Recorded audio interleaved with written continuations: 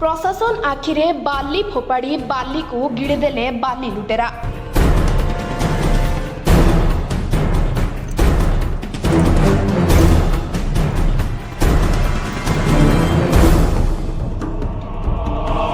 पांच एकर लीज दिया जाइथिबा बेले 5 किलोमीटर जाए शंख नदी बाली उठे हजम कर सारे एही बाली माफिया माने।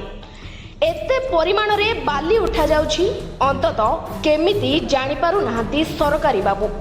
स्मार्ट सिटी राउरकेलार कुआरमुंडा ब्लॉक रे थिबा ब्राह्मणी तरंग थाना अधीन रे थिबा जमुना नाकी अंचल रे थिबा शंख नदी कूलकू चोरा बाली उठाई खोल करुथुबा बेले काहेकि चुप तहसीलदार महोदय।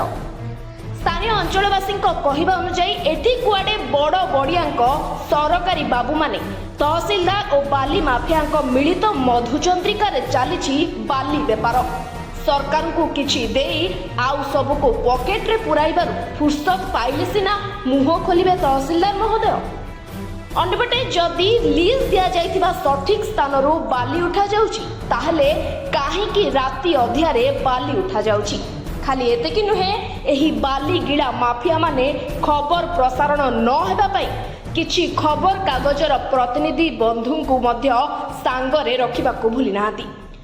एबे देखिबाकू बाकी रहिला खबर प्रसारण परे तहसीलदार कुंभकर्ण निद्रार घुंगुड़ी मरा छाड़ी एही बाली माफिया उपरे कौन नेउछंती आईन युक्त कार्यानुष्ठान। ना खबर सुनी पुणी फेरी जाउछंती सेई अजणा कुंभकर्ण घुंगुड़ी मरा निद्रकू। ब्यूरो रिपोर्ट ओडिशा प्रयास न्यूज।